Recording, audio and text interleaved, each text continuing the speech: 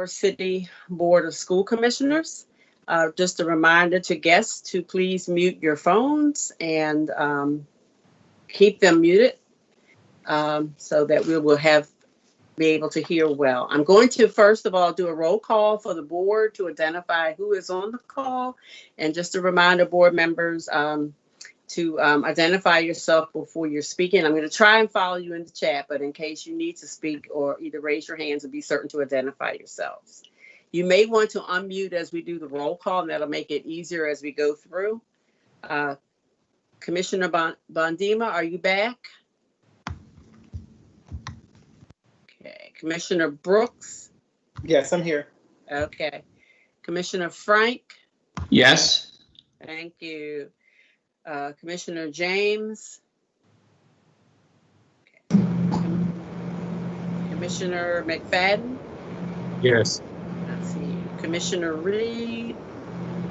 Thank you. Commissioner Richardson? Yes.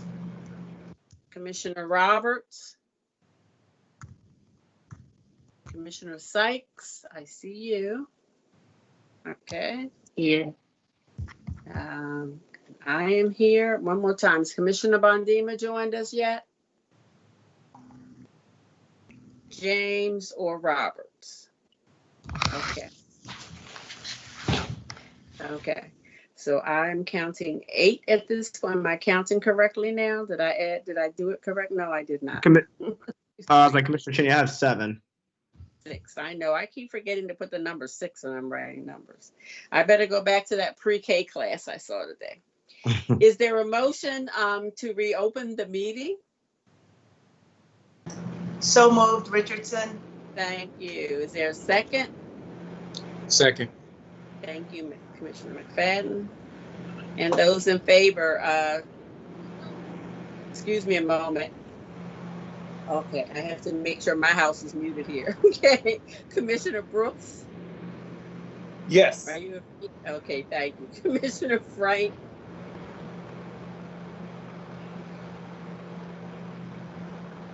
Commissioner Frank?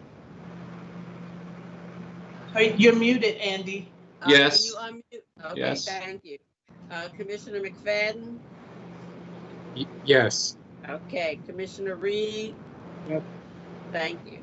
Commissioner Richardson? Yes. Commissioner Sykes? Okay, Yes. thank you. I'm in favor. Has anyone else joined that I haven't called? Okay. Commissioner James is here and I'm in favor. Thank you. 8. Any opposed? Okay, no abstention. So I have 8 in favor, 2 absent. Am I doing that one? And that motion carries. Thank you.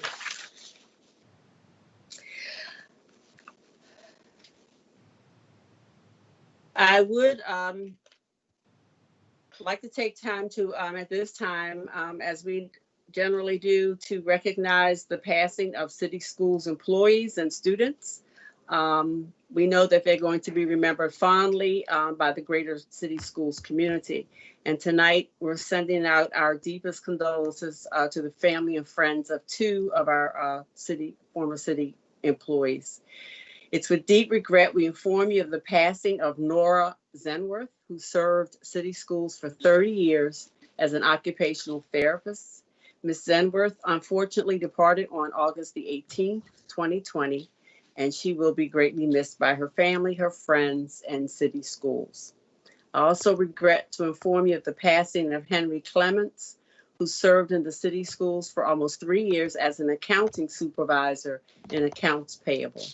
Mr. Clements departed on August 24th, 2020, and he also will be greatly missed by his family, friends, and the city schools. And I ask if you would join me, please, in a moment of silence as we remember these 2 employees.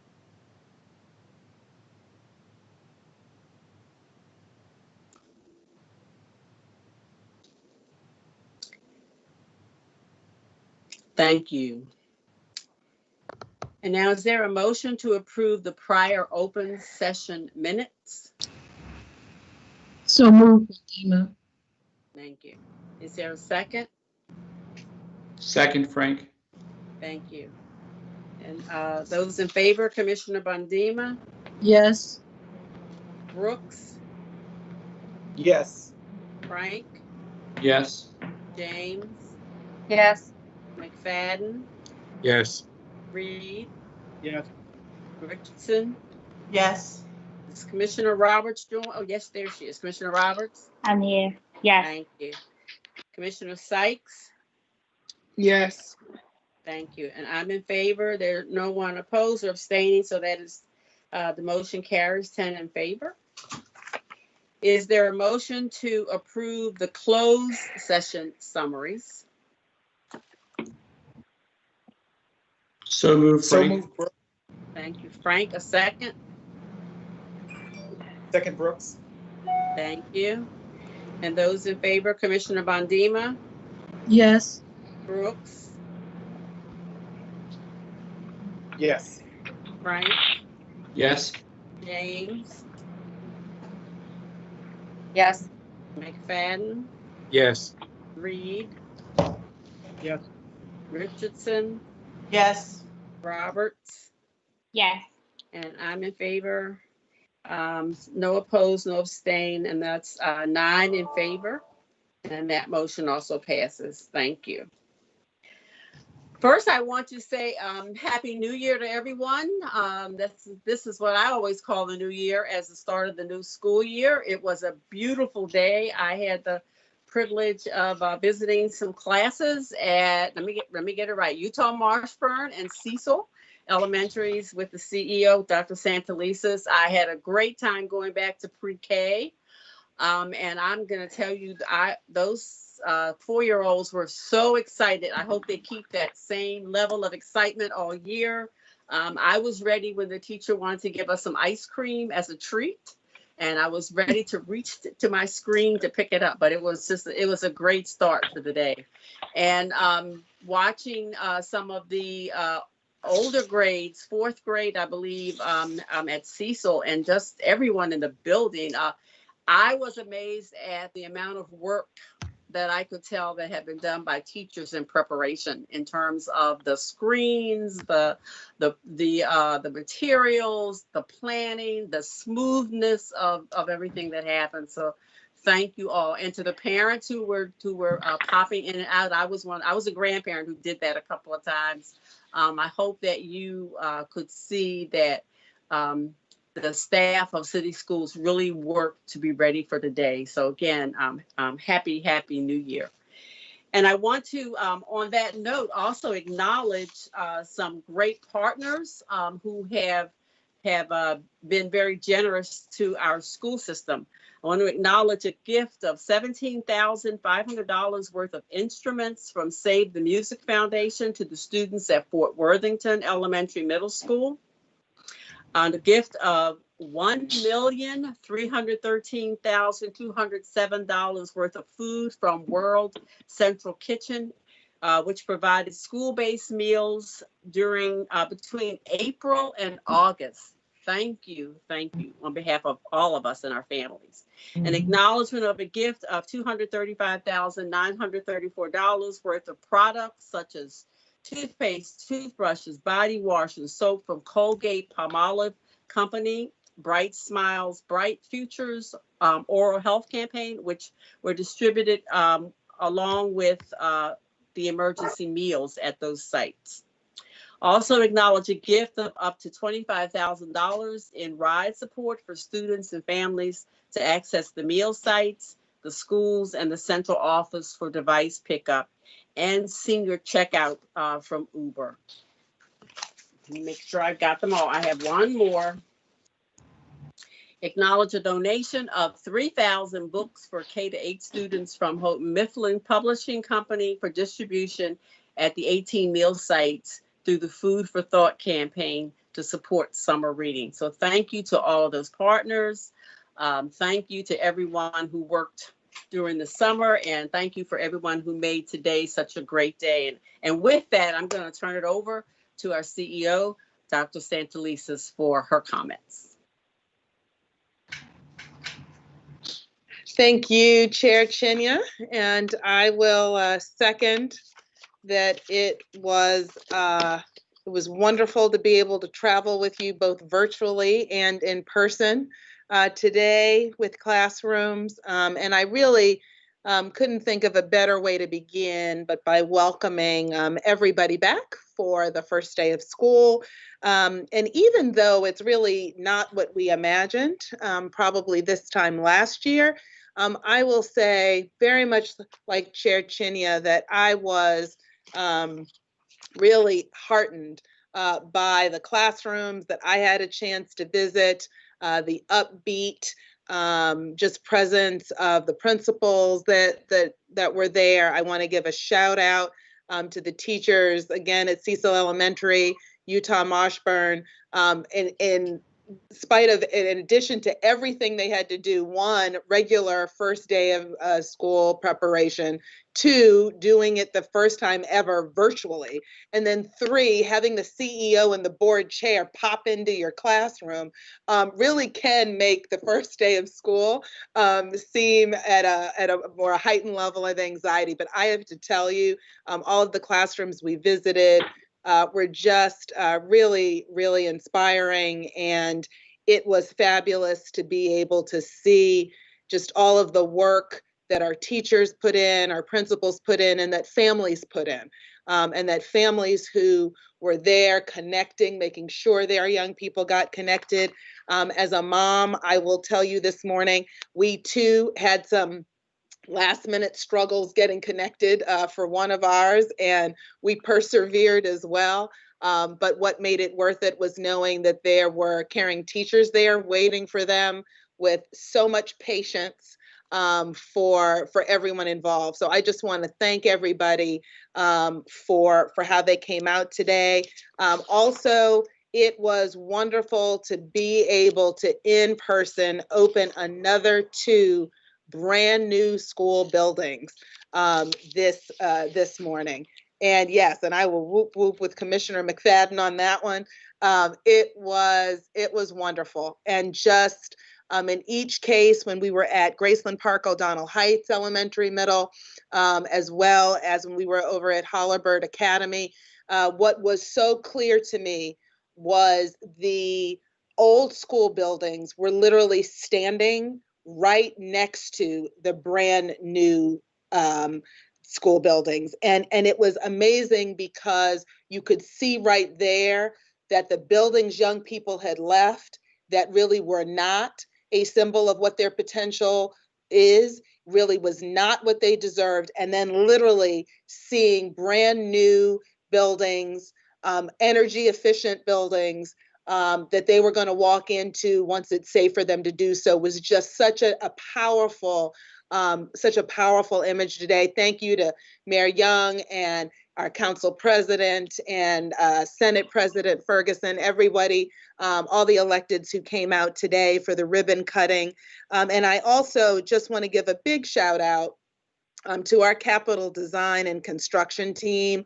This was our in-house team that partnered with the Maryland Energy Administration, who gave us grants to really help make these projects possible. And we are proud in Baltimore City that both of these school buildings are only the second and third zero net energy schools in the entire state of Maryland. So Baltimore City is once again on the map and on the cutting edge in terms of kind of the buildings that we are setting as the example for what all of our young people deserve. It was wonderful to walk in, see the solar panels, know that all of the energy that building is going to require is really summed up in these energy, in these new zero proficient, zero net energy buildings. So it was great to see that as well. And just a shout out for all of the support staff and teacher leaders today who were out handing out. I got to see Ms. Washington, I think she was at Graceland, O'Donnell Heights. It was wonderful. She was passing out packets to families. We had other folks who were out helping families get logged on at the school building. And so with that, I just want to also say that I do know that the call volume on our parent hotline was high today. And we knew that as families and students were negotiating kind of the technical aspects of distance learning, that the wait times were going to be longer. Today, we did double the amount of staff that we had on those calls. And but what I am pleased to announce is, with all of the challenges that school districts across the country are experiencing today, a big shout out to our IT team, our family and community engagement team, our comms team. We did not have any serious outages. We were very blessed today. We had no serious outages across city schools. We did have some struggles with for some folks in getting into Zoom. I do want to say, let everybody know that some of the challenges getting into Zoom were because of protections that we had in place so that we wouldn't have any Zoom bombs in the middle of classrooms. So this is the flip side of not having that happen. And I'm looking at Commissioner Sykes, who's given me that good smile, so that I know I'm not wrong by that with that. But we are working on that to make it still cyber safe environment at the same time that we work through making sure everybody has their access code. So we're going to continue improving on that. I want to remind students and families who experience any difficulty or questions to continue to contact our family hotline. That number is 443-984-2001, and every weekday between the hours of 10 a.m. and 3 p.m. For assistance. For families for whom that time block does not work, please reach out to your school principal, your child's teacher, and we'll make other arrangements to support you for those that still need that. I will also say that City Schools remains committed to ensuring that students who need laptops have them. We have currently distributed just over 25,000 laptops. We've purchased another 30,000 more. As we have been saying, not all of those have been received. There's some international kind of factors, trade factors that are impacting the delivery of laptops, Chromebooks for the entire country. Our team worked really hard to make sure we'll keep those coming in. And just know it's very important for families to know that if your child needs a laptop and you were unable to receive it by today, there will be no penalties for lessons that young people were unable to complete or for missed attendance, because we know that attendance is being tracked virtually. If you are having challenges gaining internet, we still do have hotspots as well to give away. And so just want to make sure that everybody knows we will connect you. We will get you connected to technology as soon as we can. And then just as another reminder, that as of today, all students, based on the state, are still required to comply with appropriate immunizations.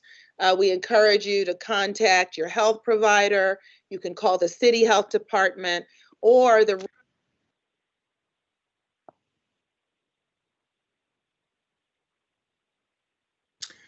Doc, your sound has muted.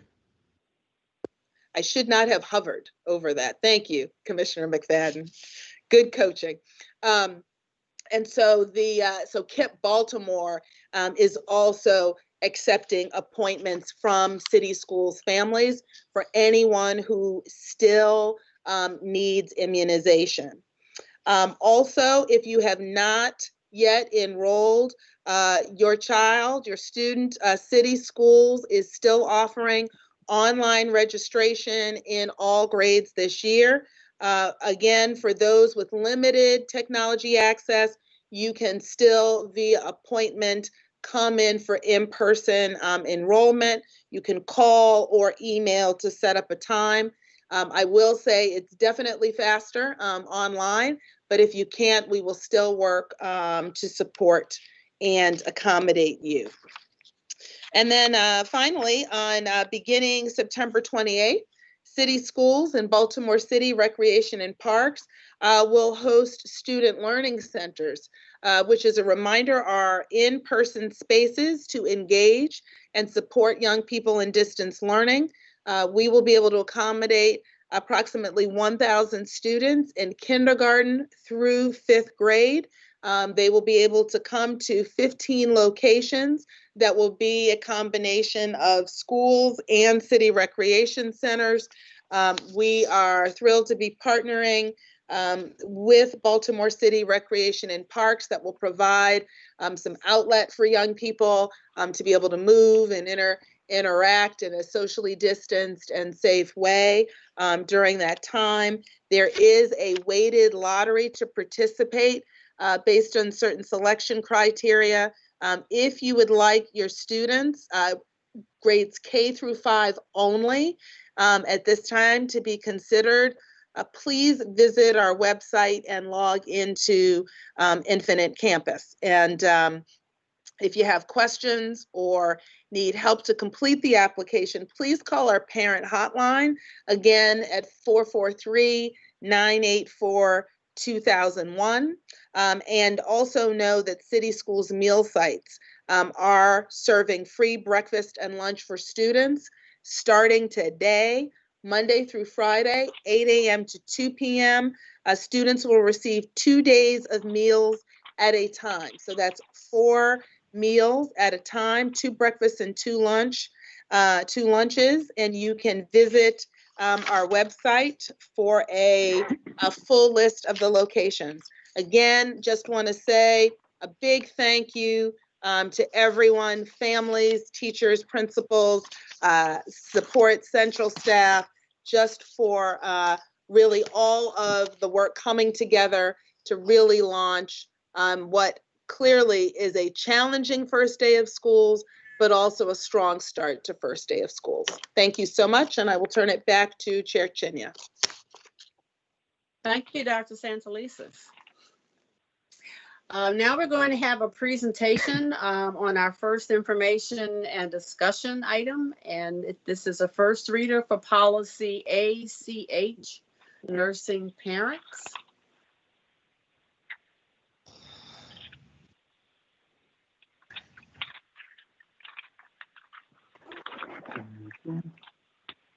One second, everyone. James Torrance, Staff Specialist Okay. for Strategy and Compliance. We're trying to load the PowerPoint. Mm-hmm.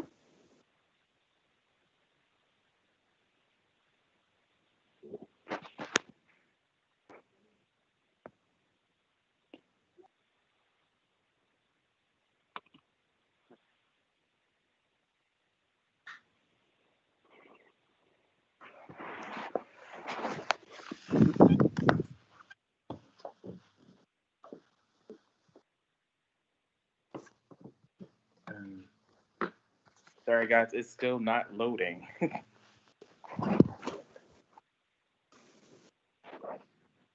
James, I can try if you'd like, or I can see if I can do it on my end. Can you try on your end, please, Christian? Thank Okay. you, my friend.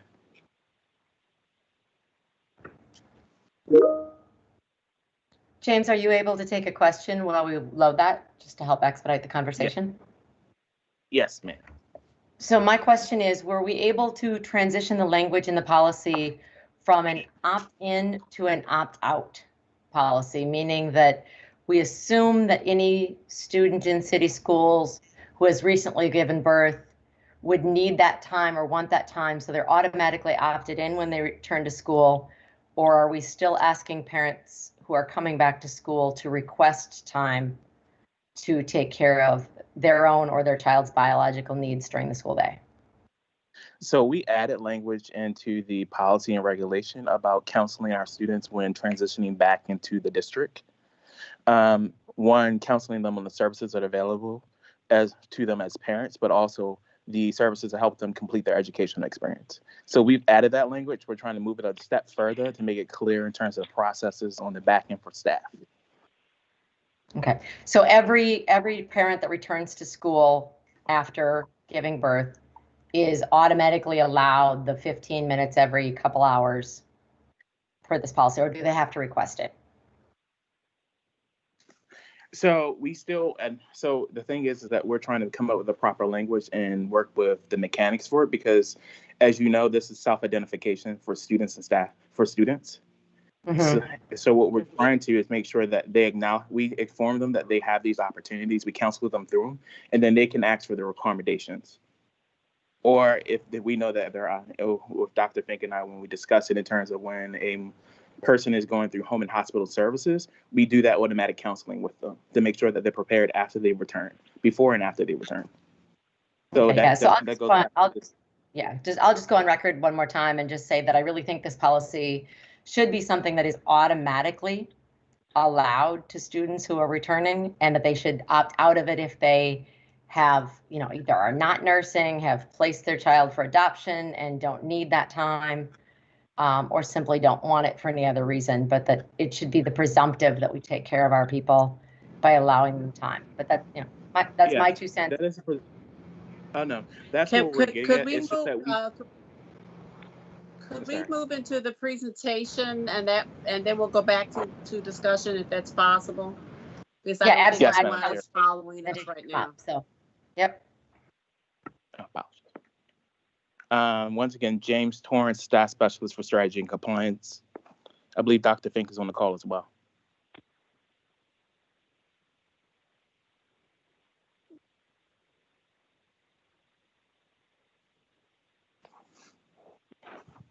General background is that City Schools recognizes the importance and benefits of breastfeeding for both parents and infants, and is committed to supporting nursing parents. This policy applies to both all our staff as well as our students.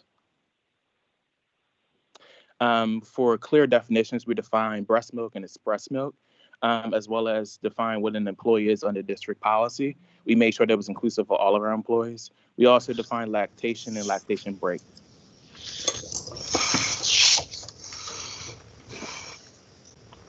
We also define non-exempt employee because, as required by federal law, that this is an opportunity extended to non-exempt employees, but we extend to all our employees. We discuss nursing parents and define who they are, as well as we define school grounds.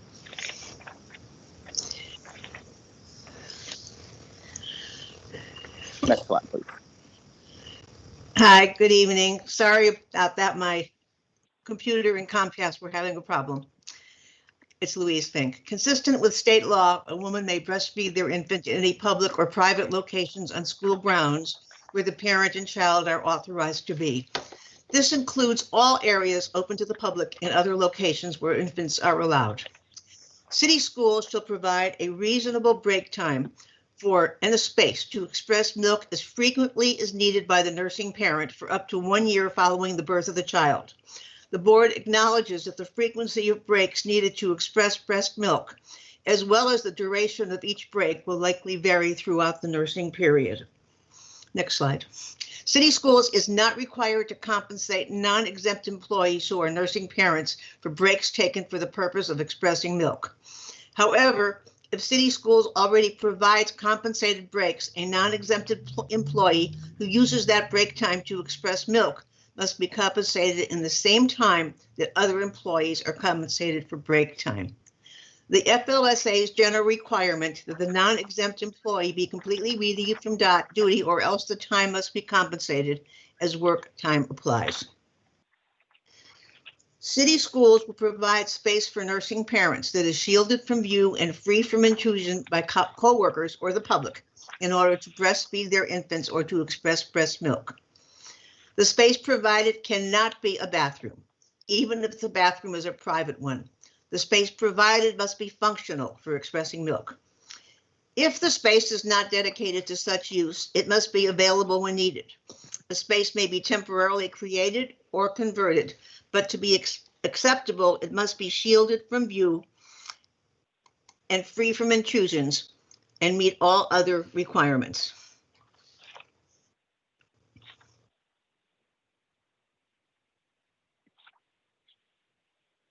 To ensure consistency and access to the space design, city schools designated for nursing parents, schools and departments may need to establish a schedule for the space based on the requests submitted to ensure nursing parents can be accommodated.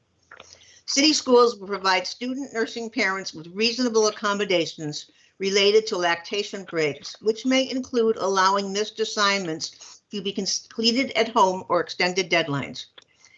In accordance with board policy JEA compulsory attendance, a student nursing parent's absences due to parenting needs is a lawful absence.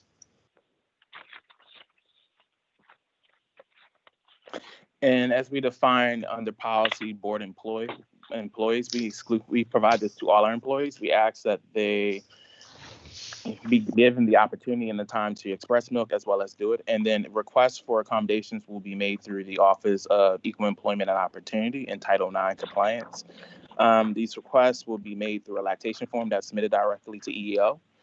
Nursing parents who are in work settings may choose to have their babies brought to and from the workplace to breastfeed during this time as well. And these nursing parents must provide their own storage and cooling for express milk. Next slide, please. Similar to the nursing parent opportunities for our staff, we have the similar language for our students. However, we also make sure that our students are provided the same opportunities for missed assignments, classwork, because we understand that we will have to make reasonable accommodations, such as changing their schedules and counseling them on what it looks like for their graduation requirements. Next slide. When we discuss lactation facilities, we provide the federally required recommendations for an actual facility where there's electrical outlet, a chair, a table, a door that locks. We provide these requirements because we want to make sure that you have the basic needs to either do manual or have some type of privacy for if you have to use your own breast pump or even breastfeed. As well as we establish that these facilities must have a schedule so that we make sure that the accommodations are appropriate for families and for staff. The other point is that to the extent possible, we want to make sure that the space is available to students and staff. Next slide. And then we define with reasonableness to make sure that we have a guidelines for our families as well as our students and our employees in terms of where they have access to the time, the efficiency, and all those things. But we understand that like this varies based off of the production of milk, and it's very individualized. Next slide. For the lactation requests, we ask that they be submitted 15 calendar days, excluding weekends. So essentially 3 business weeks prior to the return. That gives us enough time to make reasonable choices about one, scheduling, but as well as ensuring that if there's a student, we can change their schedule, or if there's a teacher, is there a possibility to change the actual scheduling matrix so that they can have those accommodations for their actual expressing of milk. Also, we define it as an interactive process for requests. The other thing is that what we're trying to do is make sure that it's available is that when we know there are students who are pregnant, we counsel them on the options that they have in terms of continuing their education, as well as express this in regulation about the rights they have for expressing and how they go about the process to do it as well, and how we will make those reasonable accommodations for them. Next slide. And at the last policy committee, there were a few recommendations made. We added inclusive and non-binary language. We used calendar days throughout and in both forms when establishing deadlines for submitting a lactation request form. And we added to language which specified schools will advise and counsel students regarding accommodations, supports, and resources available, including access to home and hospital services, social services, and healthcare provided by community agencies and partners. And this is where we go into that conversation about making sure that students know that they're opting in and they can opt out. That's where that counseling conversation comes in, to provide them with the full lens of supports that we can offer them through not only city schools through home and hospital, but our community agencies and other partners. Any questions?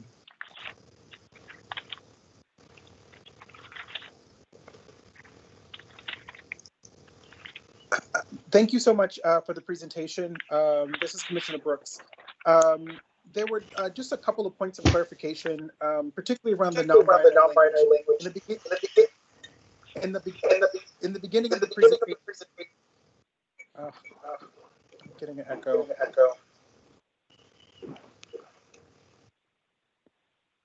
Yes, Commissioner Brooks, we'll remove woman from the actual presentation and actual language. Yeah, so I saw it appear in the beginning of the presentation, and I wasn't sure if you were just citing that specific definition that was federally regulated versus towards the later in which it seems to disappear. Yeah, some of the language is exactly from the federal statute. So I made sure in areas where I could change it to non-binary, I did. So I can go back and see if I can just change it to individuals and see if that's still good. I just wanted to make sure that that was understood. Sorry about that.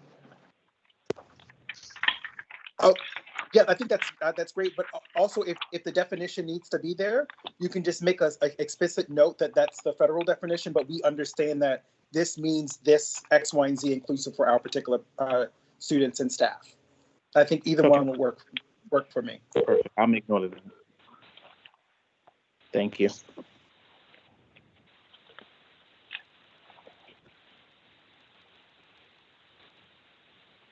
Are there any other questions?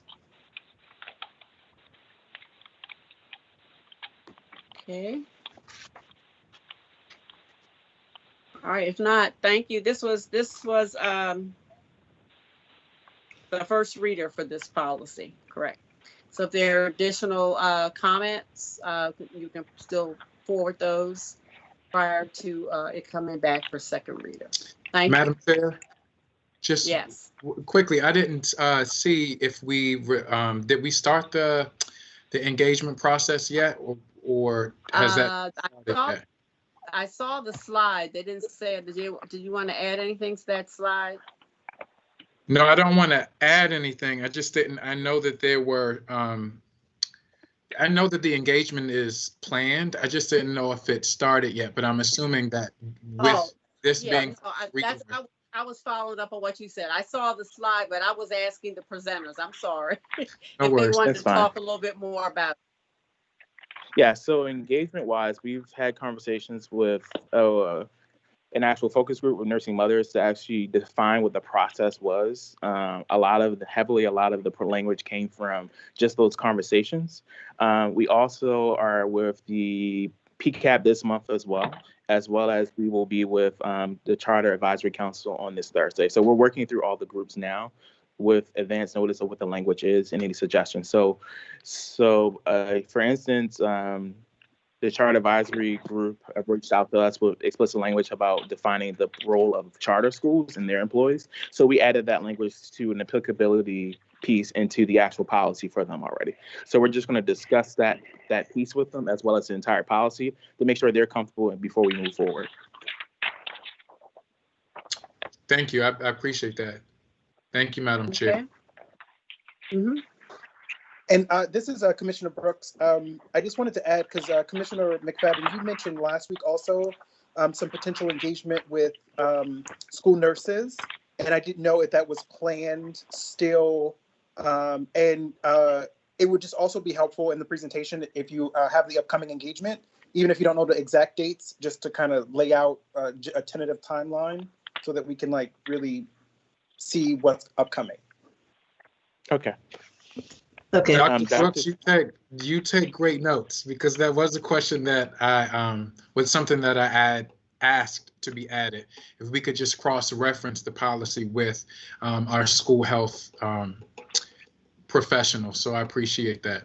Appreciate you for bringing that back up. That is a conversation that Dr. Fink is having with the health department and the nurses on that, because this goes back into that conversation about counseling and advising students of access to those community opportunities. So these are the things that we're working through, because we know the health department has programs that are support bringing down infant morbidity rates and mortality rates. And then we have other programs that our students can benefit from through the health department. So we're actively working with those partnerships and making sure that we're getting those conversations started and making sure that we tighten those supports.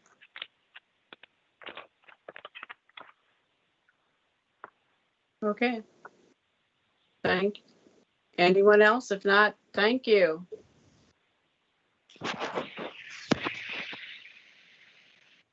I'm looking at time, and since we do not really, we promised to begin public comment at 6. I believe we could probably do, if staff can, the other information and discussion, which is also a first reader, which is for policy H. Am I reading it correctly? IHBB, gifted and advanced learning. That would be correct. Yes. And staff will attempt to project his screen. Thank So you. wish him well, please. Good evening, everyone. Is it presenting? Yep. It you got is. it. Yeah. Got Thank it. you. Whew. Old dogs, new tricks. Go ahead. Good evening, everyone. This is Laura Hanyan. I'm the Director of Differentiated Learning, and I am joined by, go ahead, Dennis. Futris. Oh, sorry. Dennis Futris, the Coordinator of Gifted and Advanced Learning. Yep. And we are going to present IHBB and IHBBRA, Gifted and Advanced Learning Policy and Regulation, which we are very excited to be sharing tonight. So a little background. IHBB and IHBBRA are really an attempt for us to outline the district's values, commitments, and practices related to gifted and advanced learning. They will codify the requirements of COMAR, and they do not replace any existing policy and board rules. They are, the first of its kind related to gifted and advanced learning. Next slide. The purpose of the policy is to ensure that, we are acknowledging that there is gifted, advanced, and talent development learners in all schools, in all grades, and that they come from all student populations. We're really focused in, which includes our twice exceptional or special populations. Through this policy, we will establish formal identification, including universal screening, articulate services and supports, embrace the need for purposeful and sustained professional learning, and embrace the annual reevaluation and reporting protocols with a commitment to the principles of equity and excellence. I will note too, if you'd like a little bit more detail on our policy committee process and the edits we've made, you can find those in the appendix slides 14 and 15. All right. Okay, the next 3 slides, we're just going to address some of the key terms, but the policy itself actually highlights, I think, at least 20 key terms, but we're going to limit it because we all have other things in our lives. But the first key term, we want to make sure that people understood ability, because 2 of the things that we're looking for in formal identification in most of the tiers are ability and achievement. So the key thing to think about here for ability is the potential to perform. That's the language in COMAR. That's also the language at the federal level as well. And achievement is much more typically associated with those things that we think of when we're thinking about nationally normed reference assessments, whether that be PSAT, SAT, that could be iReady, that could be MAP, that could be the new state assessments as well. But we're looking at things that are normed. We're measuring students' achievement levels, typically, definitely in ELA and in mathematics. Advanced learners is one of our 3 tiers of formal identification. It requires that we're looking at ability and achievement scores that fall generally within the 80th to 89th percentile on a nationally normed assessments, whether for ability and for achievement.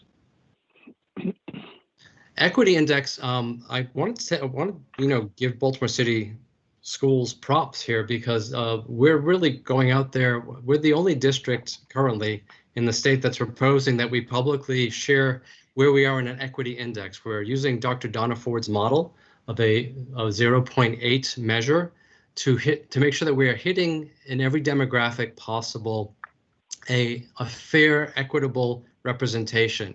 Nationwide, we all know that it's students of color in particular, and students of poverty, especially if they're students of color and in poverty, are very likely to be missed in any kind of assessments that you're doing. So part of our obligation is to annually report out using this equity index. And we want to report this at the district level, but also by school, so that everyone is aware of what needs to be done to make sure that we are reaching every student who should be identified and providing them with supports and services as appropriate. Gifted learners is our second tier of the three. And again, this is using norm referenced ability and achievement scores, and these fall in the 90th to 99th percentile in general. Individualized learning plans, ILPs, again, one of the things that stands our policy head and shoulders above other districts is a commitment to create these individualized learning plans, which are asset-based tools that are meant to basically be done in conjunction with students and their families, not done to students and their families. It's like an IEP without the force of law and federal ramifications, but the notion is to take the assets that already exist with the student, create a contract of understanding to compact the learning that's taking place, but also to create some long-term, in many cases, problem-based learning opportunities. And again, to underscore our whole approach is making sure that we're giving students more appropriate work when they're identified, not just more work, as is oftentimes seen in other districts. Talent development learners is our third of the three tiers. This is something that developed over the years because we had gifted and advanced for many years. And using an ability screener with tens of thousands, we've had more than 20,000 students screened over the past several years. We had a large number of students who had a great potential, were higher than the average. But because the achievement pieces were not there for so many reasons beyond their control, they moved from school to school, multiple years of long-term substitute teachers. Maybe they're EL students, and so therefore the ELA scores are not where they need to be to hit the measures of the 80% or above. So we created the talent development level, which is again meant to say, teachers, schools, we have students that have the greater than average capacity to learn at a faster speed. So let's put them on the radar, and these students are our talent development learners. Universal screening. This is something we've done now for the past 2 years. This year is going to be a little daunting, so I'm not going to address that too much, but we have been screening, and the policy calls for future screening universally of every kindergarten student on an ability screener. But as was pointed out astutely by our legal department, we have a lot of other universal screening measures that are heavy on achievement. We continue to mine those achievement pieces regardless to formally identify as many students as possible.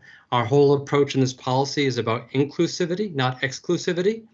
But we want to make sure we identify students correctly so we can meet them at their particular need.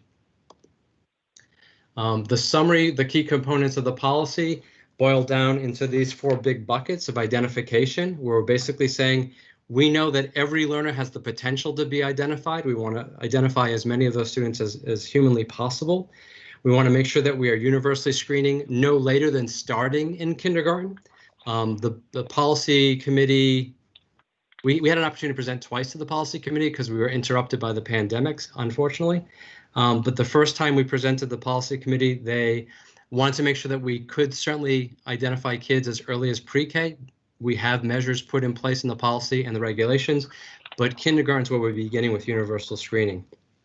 The instructional component, we've put in there to make sure that we have social emotional growth is part of the ILP component for all formally identified learners. We want to make sure that the experience of these learners is built around a heterogeneous classroom, because we're never going to be able to formally identify every student correctly. But if we're bringing in resources and supports to a heterogeneous classroom, every student has the capacity to benefit from the exposure to these gifted curricula, regardless of whether they're formally identified or not. We are requiring that ILPs be put in place for all formally identified learners at all 3 tiers, gifted, advanced, and talent development. For professional learning, we've put in writing that the district is responsible for making sure that we have synchronous and asynchronous learning opportunities, including online learning modules that continue on and involvement in district and statewide conferencing. And finally, I referenced earlier, we're committed to an annual evaluation that goes before the board. We're laying out all of all of our pros and cons out there for consideration, but we are an ongoing process. I will also indicate the fact that as part of a preemptive piece of that program evaluation, we did have the opportunity to present our draft plan for the policy and regulations to our peers. We're put in a group of 6 districts, and we shared it out, and I'll mention that on the feedback slide at the end. Great, thank you, Dennis. So I'd like to discuss the purpose and key components of the regulations.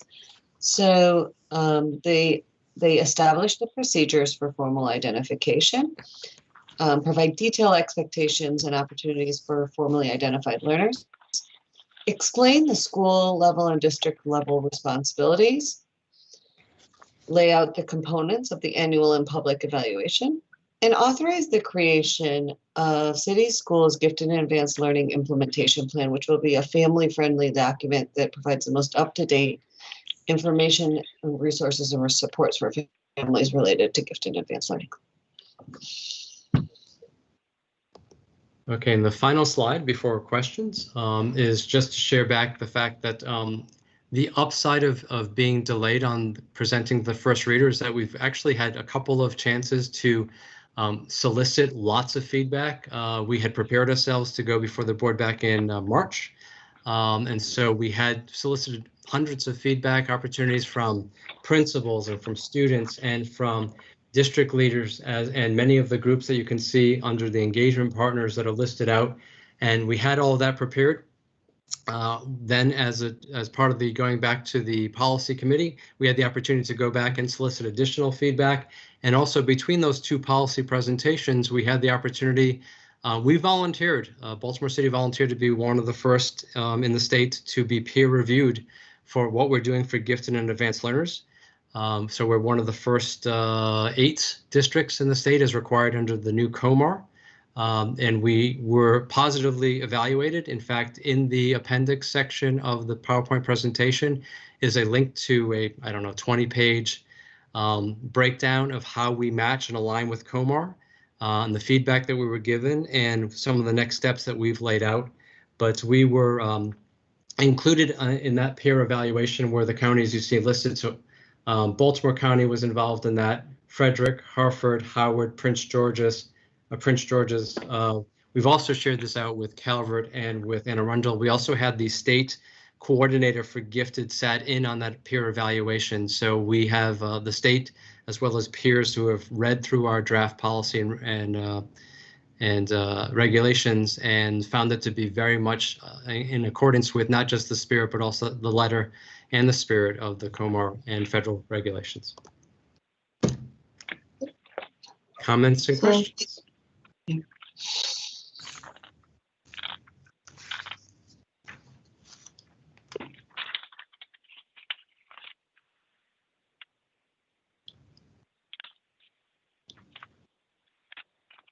Are there any questions, comments?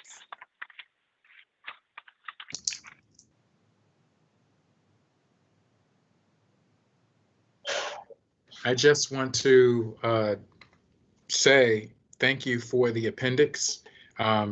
Dennis and Laura, with the changes and the edits and the feedback that you incorporated, I just want to say thank you for that and thank you for the presentation. You're very welcome, and thank you for the positive feedback and suggestions you made in both sessions of the policy committee. I agree.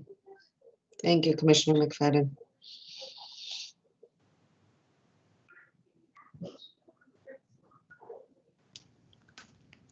I'm going to ask if anyone else has a comment, because the presentation screen is still up, so I can't see if you're raising your hand, but if not, just let me know. I can fix that. Okay, Sorry. thanks. Okay, no problem. Okay, well, seeing none, thank you. Thank you for the presentation, and I would agree that the appendix is really an important portion of that presentation, so I hope everybody does take time to look at it. And again, even though there was a great deal of public comment, there's still, if you would like to add anything else, please, you have the information that you can still send that information in. Thank you. Thank you very much. Thanks for your work on this, folks. Thank you. So I'm going to, at this point, move into the consent agenda review. Just a reminder that we are not voting at this time. I'm going to review the agenda. Board colleagues, if you wish to remove something, please let me know, and also indicate what your question might be so that staff can be prepared to answer that one. 8.01 is already been moved because that is an item that we want to pull in order for our student commissioner to participate. 18.02 policy BLA interpretation. 12.01 new teacher center. 12.02 supplemental instructional materials. 12.03 Wisconsin Center for Education Products and Services. 12.04 Seesaw Learning. 14.01 Infinite Campus. 14.02 Comcast Business Communications LLC. And can we pull that? Yes, and your question? I would like the public to hear more about the Comcast program. Okay. And 19.01 Imagine Me Ministries Incorporated. I'm good. Okay, so we have 8.01 and 14.02 are pulled. And we will move to public comment. Thank you. We have speakers, as you know, from recognized groups have the opportunity to speak for 5 minutes. And first we have Corey Gaber, who's representing the Baltimore Teachers Union. Good evening, members of the board, and thank you for the countless hours of unpaid work you all do on behalf of city schools, on top of your other jobs and responsibilities. Tonight, I'd like to speak about good intentions, unintended consequences, and a simple change that could result in superior teaching and learning during virtual schooling.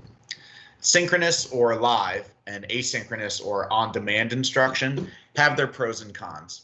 Asynchronous instruction offers increased accessibility and flexibility for students, families, and educators navigating impossible schedules and conflicting responsibilities thanks to the failures of our federal government. Synchronous instruction maximizes face-to-face time, which is essential for relationships in certain learning contexts. There are understandable reasons for favoring a balance that emphasizes one over the other, and whatever choice we make carries with it certain benefits and sacrifices. Further complicating this dynamic is the desire to protect the privacy of the young people who will soon be spending much of their days connected to screens and videos.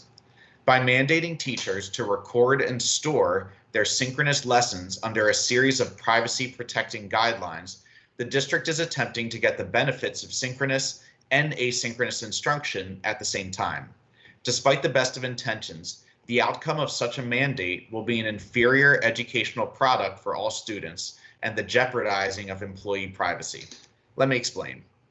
The preferred recording method, according to district guidance, is to record only the teacher's live classroom presentation and then cease recording before there's any student participation.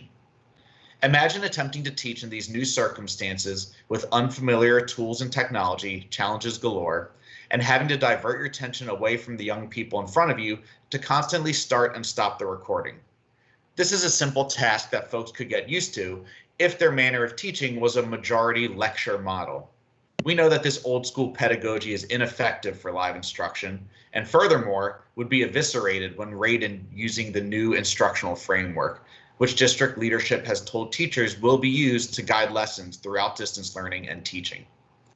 IF 3.0 prioritizes frequent student-to-student talk from the beginning to the end of the lesson, which, if properly executed, would be a massive distraction to constantly turn on and off your recording. By pulling a teacher's attention away from their main priority, we will create less efficient and effective lessons for the students in attendance.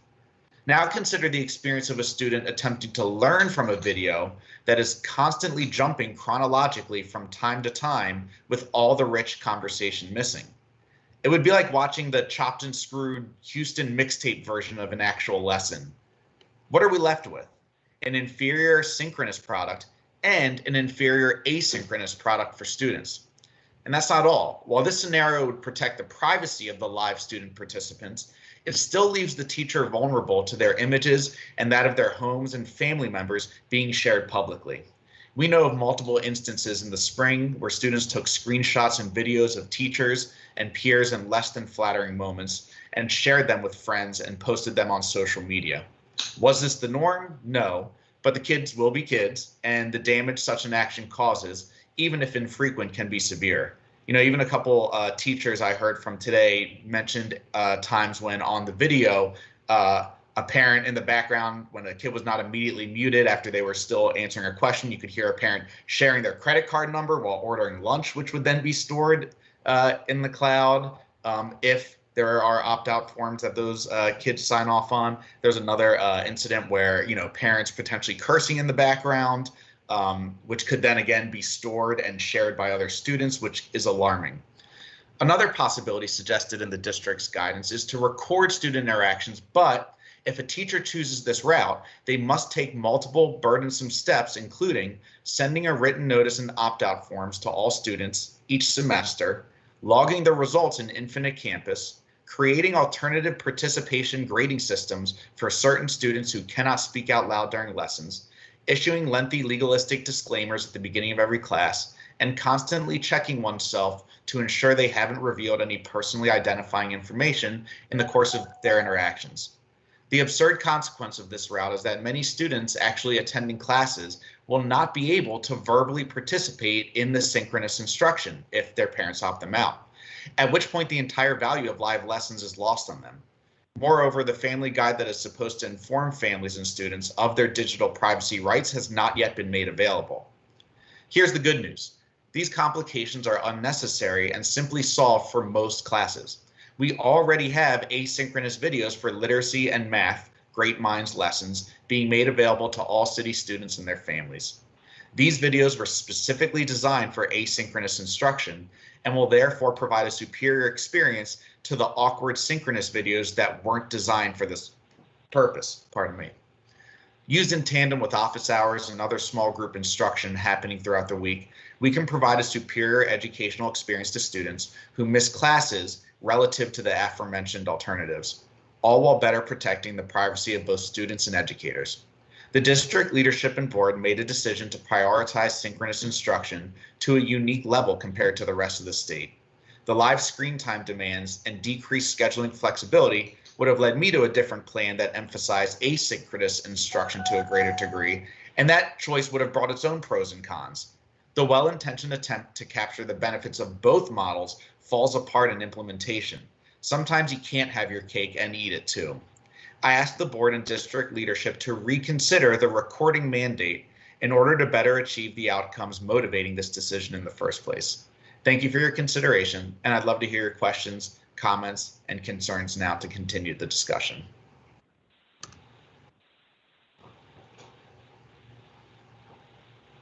Thanks a lot, Mr. Gaber. If folks wish to send you some comments, I'll ask that they do that. You know, during public comment, we are listening, but we are not interacting at this time. But thank you. Our next speaker is Ms. Linnea Cornish, who is representing the Parent Community Advisory Board. Good evening. Good evening. All right, so again, good evening, school board members, Dr. Santelises, and those that are watching. Happy first day of school. The COVID-19 pandemic has certainly made the start of the school year one to remember. Across the U.S., stakeholders are working tirelessly to develop a system for instruction that meets the unique needs of all students. The challenges we face here in Baltimore are uniquely amplified due to the systematic underfunding of our district and the reminiscence of systematic racism that has plagued our city. Nonetheless, we are all up to the challenge of ensuring that our students have the best opportunity to experience a great school year. Today, thousands of students logged into our virtual platforms of learning. While many were successful, others were not. The overwhelming feedback we received from parents across the district have been positive and hopeful, notwithstanding the issues many had with logging on to virtual platforms. We all know that today was day one, and these issues are expected.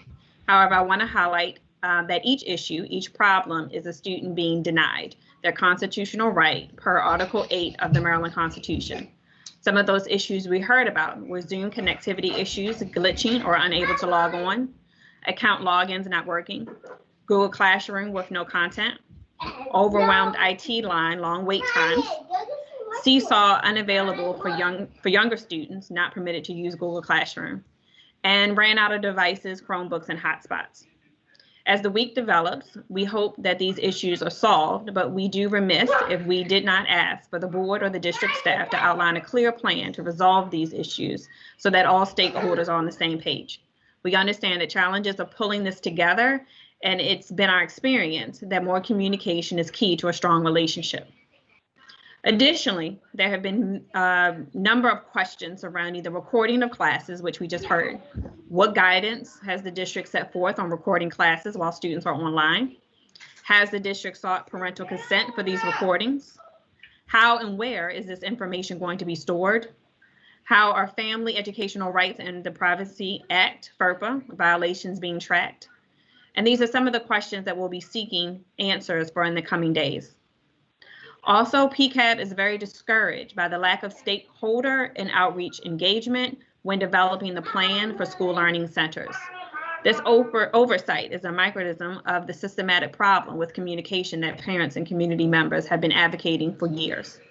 We truly understand the urgency and necessity of such a program, but neglecting parent and community input in the development of such a plan strains the relationship that folks have with the district. We have a number of questions on this subject and hope to get answers to our meeting tomorrow with district staff, but moving forward, plans for students, parents, and community members should be made with us, not to us. Finally, we would like to provide, finally, would you provide an update on the status of devices that were ordered and not received prior to school starting? How many students still need devices? And what percentage of students logged on in class just this week? These are questions we'll be looking to the district to provide an update on some point in time this week. As we run our laps around the lake, remember that we are here to help. Please use us. Thank you. Thank you, Ms. Cornish. And I think we got the list of things that you said, so we will look to respond. Thank you. Thank you. Okay, board members, are there any additional items based on public?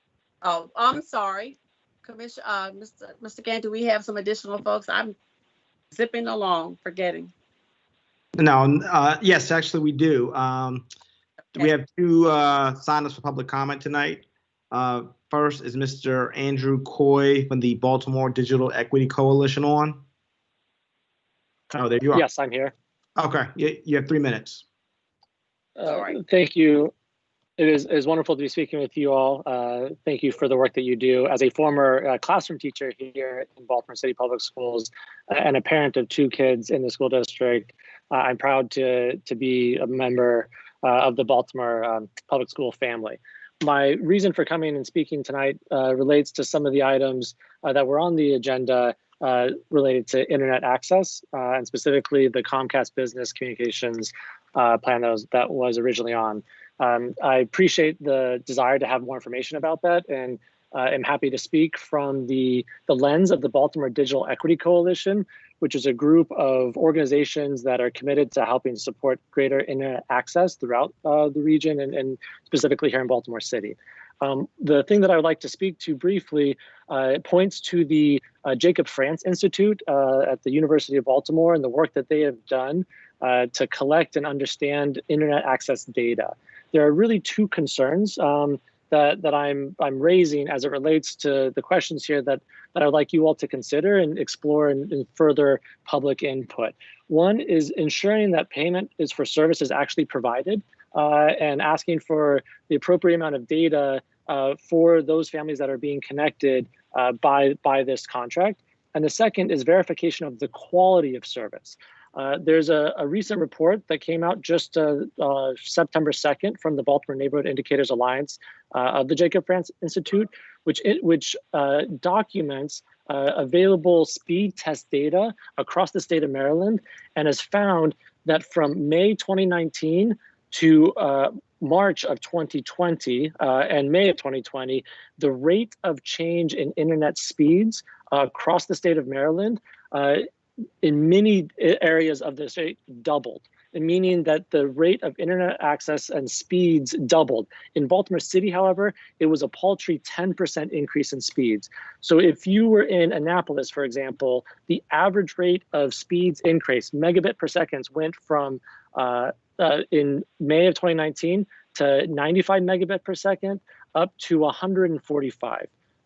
Across the state, the average was from 55 megabits up to an average of 125 megabit.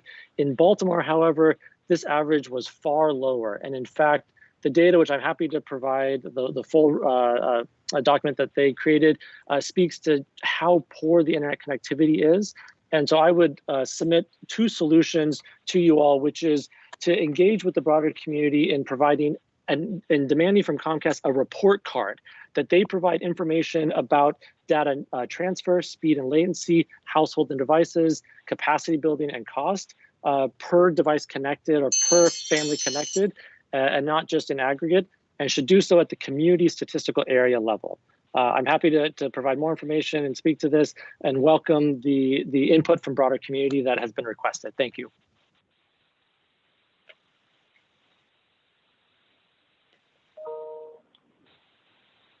Thank you, Mr. Coy. We have one more speaker signed up for public comment, Ms. Samantha Musgrave of Project Waves. Are you on? I am. Okay. So first, good evening. I appreciate this time. My commentary is also related to the procurement agreement that was listed as an agenda item with Comcast this evening. So I'm Samantha Musgrave. I'm the head of operations at Project Waves. Project Waves provides free high-speed internet access to historically underserved communities across Baltimore City. Guided by the belief that internet access should be provisioned as both a utility and as a human right, we seek to empower communities through greater connectivity. As COVID-19 shutdowns swept through our nation in the spring of 2020, we saw Baltimore City students face an unprecedented challenge. More than 24,000 students were unable to access virtual classrooms due to a lack of internet service or appropriate devices, which were required to learn online. So with ABLE Foundation funding, Project Waves partnered with Baltimore City Public Schools to launch a pilot of our program, which was geared toward rapidly connecting students to free high-speed internet access and allowing them to fully participate in the classroom. Between May and August of 2020, we provisioned this free service to 68 households, which translated into hundreds of Baltimore City school students being connected to our high-speed internet network. The success of our pilot project resulted in really life-changing outcomes like this one, which is expressed by a parent living in Lakeland. Quote, "The program has made a great difference. I'm not able to teach my son, but I know that I have Waves, and my oldest helps her brother, and both of my kids now have contact with their teachers who teach them online and help them with their assignments through their computers that you guys have provided to us." As our team has extended service in 4 Baltimore City communities this summer, Comcast has concurrently demanded large payments to continue providing service under the Internet Essentials program. Asking for anywhere from $650,000 to $835,800 to keep families connected, Comcast is seeking to continue what they do best, which is increase revenues with minimal effort. Baltimore City students deserve a better deal. There's a better deal, both in design and in choice. Here's how. Internet service providers have to be held accountable for the manner in which they connect households to their network. Connectivity cannot be dependent on address in a city where thousands of students move several times per year. In addition, the school system must hold internet service providers accountable for the quality of service being provided under a contract like this. Despite numerous attempts to obtain quality of service data from Comcast representatives, including the regional vice president of Comcast, Misty Allen, during a public city council meeting on August 27th, Comcast has failed to report on the speeds being attained under Internet Essentials. Experiences reported by students and educators alike suggest that the Internet Essentials program does not provide adequate speeds to remain online in virtual classrooms. This spring, Baltimore City schools faced a reckoning in which dozens of households and hundreds of students were provisioned internet service at no cost to their school system through Project Waves. Today, we're considering the more massive investment of taxpayer funds into a no-bid contract with a corporate partner who's demonstrated a track record of making bad deals just like this one. Baltimore City school systems can be a more effective steward of these public funds by ensuring this homegrown problem, one which mirrors racial and socioeconomic divides, is solved with homegrown collaborative efforts that include transparency and accountability. The digital divide in Baltimore is not new. In a city where more than 34% of households lack internet access, it's incumbent upon partners like Baltimore City Schools to invest in long-term solutions which address connectivity challenges that are currently magnifying deeply entrenched gaps in our public education system. I implore Baltimore City Schools. If you can get your last statement, because your time. Yeah, this is it. Sorry. We just implore you to consider the nature of this agreement with Comcast and to take a broader view of the options that are before you, because our students depend on the outcomes of decisions like this one. Thank you.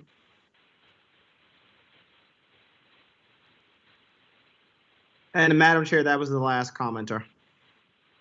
Okay, thank you. And again, I apologize for skipping over all of my items on the agenda. Okay, so now I'm going to go back to board members. Are there any additional items based on public comment that you would like to have pulled? Okay. If not, is there a motion to approve the consent agenda? The remaining consent agenda? So moved, Madam Chair. Madden, is there a second? Second, Brooks. Thank you.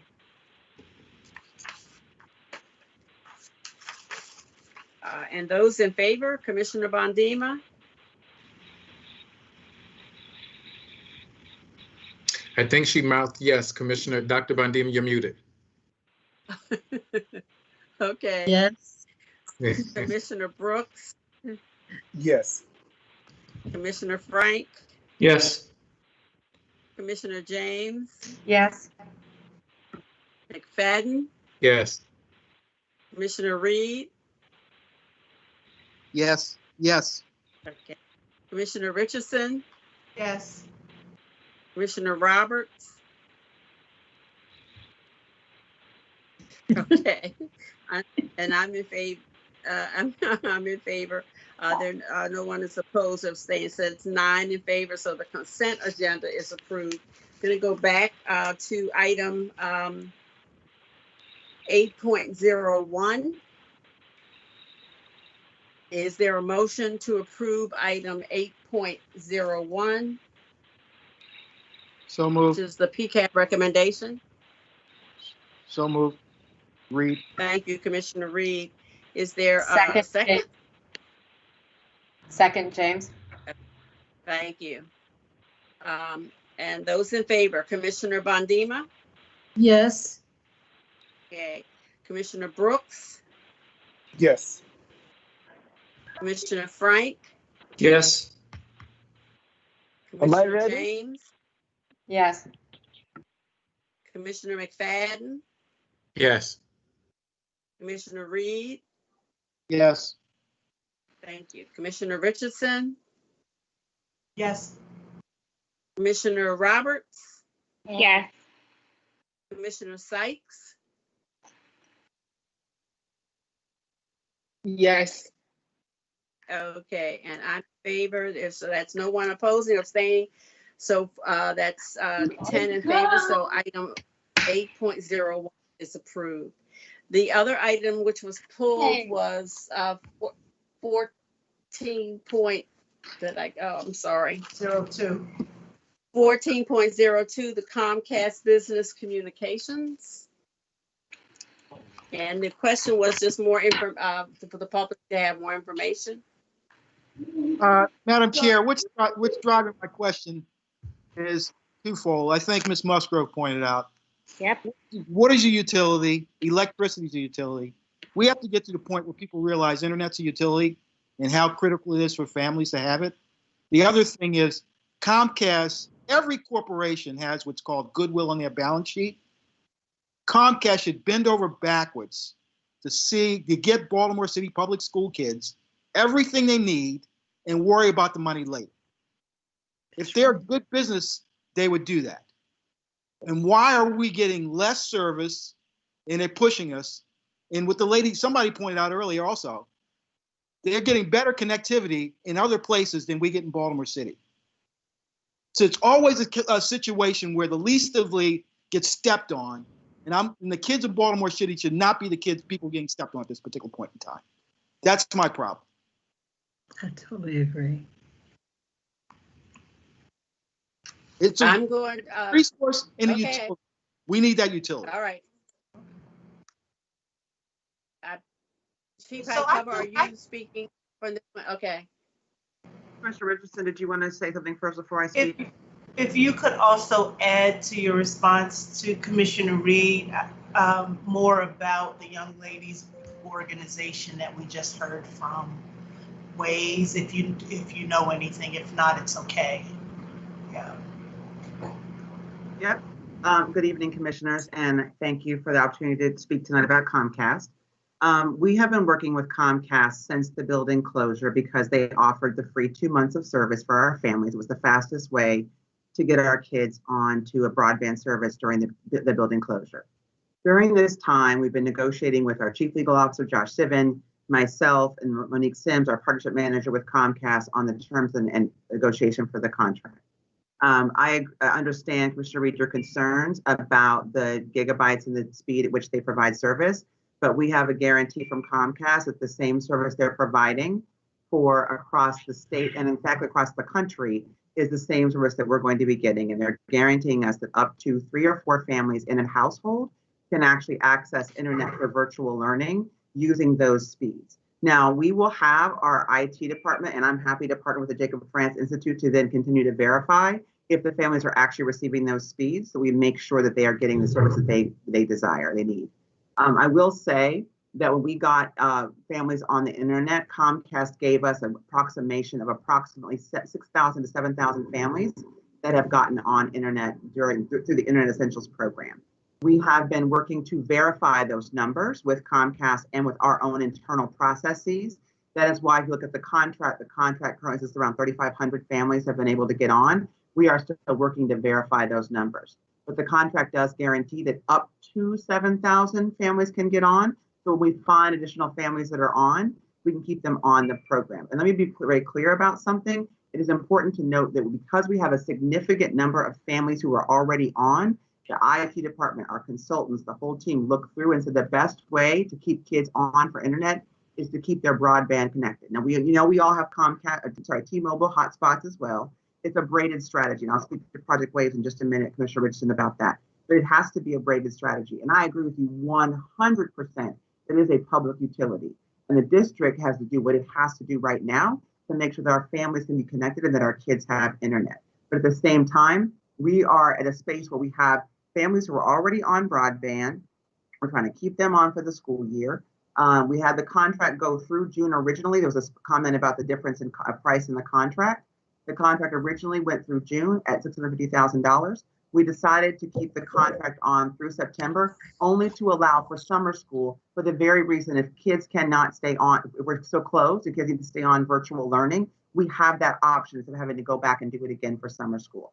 But again, it is an up to, And we have the option to back out of the contract. If we go all in person next summer, we may not need to go that far, right? But the idea is giving us the space and flexibility to take up to 7,000 families, and that's households. When we say households, that could be 2 kids per household. So you're talking between 14,000 and up of families' kids that are actually on internet through this strategy. So that's the point of this strategy. I will also add that Project Waves has been a fantastic partner to us, working with the Digital Equity Coalition and working through this. They received a grant from the ABLE Foundation for approximately $38,000 to support their pilot project, so we could see if it actually was a strategy that would work for our braided internet strategy.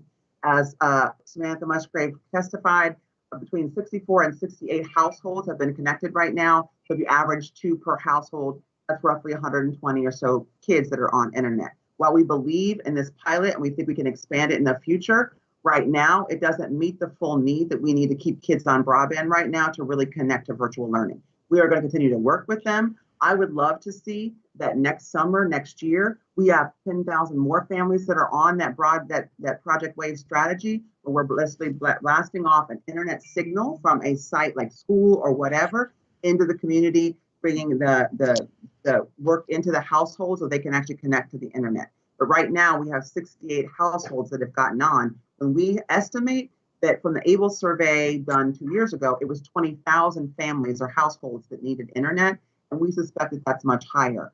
Again, we are still doing our due diligence to make sure we know the accurate numbers. We'll be able to come back with those final numbers, which is why it's an up to contract, so we can get to the point of being up to. Chief Shiven, do you want to add anything else on the contract negotiations? No, only to emphasize your up to point. So effectively, we're paying only for families that use the services and that we verify have students enrolled in city schools, and we pay at a very clear level of $9.95 per month after the 2 months free under the Essentials program.